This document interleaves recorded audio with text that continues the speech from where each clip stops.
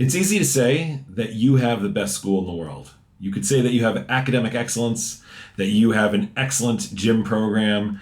There's no shortage of things that you would say about your school that you would want to share with your donors. And the truth is, every school is going to do the same. But the real question is, how do you not just pay lip service to those ideas? That if you say that you represent academic excellence, or you say that you are a Zionistic school and you care about Israel, prove it.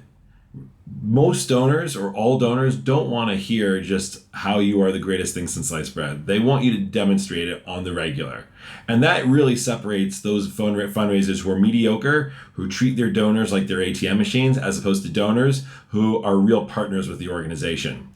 If you've done your job well and you've met with a prospective donor and you ask them good qualifying questions, for example, I know you care about Jewish education. What are the types of institutions that you like to give money to, and why? Why are these your values? What makes you feel good when it comes to your philanthropic giving? When you ask them good open-ended questions, then they give you all the ammunition you need in order to maintain that relationship with them. If they in conversation tell you that what they really care about Jewish education is developing fine characteristics in boys and girls, that midot or midos are the most important thing, then they're not going to be interested in hearing from you on the regular about your commitment to academic excellence or Zionism or any other priority. They're going to care about that you produce mention, well-rounded, well-behaved students. And that means that you need to be able to be prepared with ample examples throughout the year, assets that you could say, this demonstrates our commitment to that priority. If they care about midot, then what do you do throughout the year that demonstrates your commitment to that? If you care about Zionism and a donor cares about that, then you need to be able to show throughout the year how your school cares about Eretz Yisrael.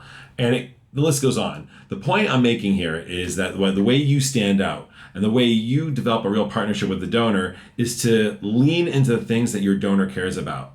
And there is no such thing as a donor who cares about everything that you do. They care about something that you do. And if you're able to identify what that something is, if you go in, ask good open-ended questions, and you do active listening, it will give you enough fodder in order to engage them throughout the year.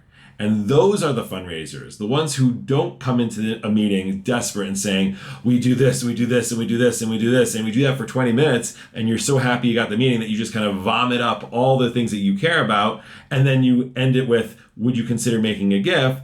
Those donors are going to be the mediocre fundraisers. Those fundraisers are going to be the mediocre fundraisers forever. What really demonstrates excellence is a fundraiser who can go into a meeting, ask good open questions that allows the fundraiser to learn about the donor, and then demonstrate commitment to those values, those shared values throughout the year, to say to the donor, I know you mentioned in our last meeting that you care about Israel.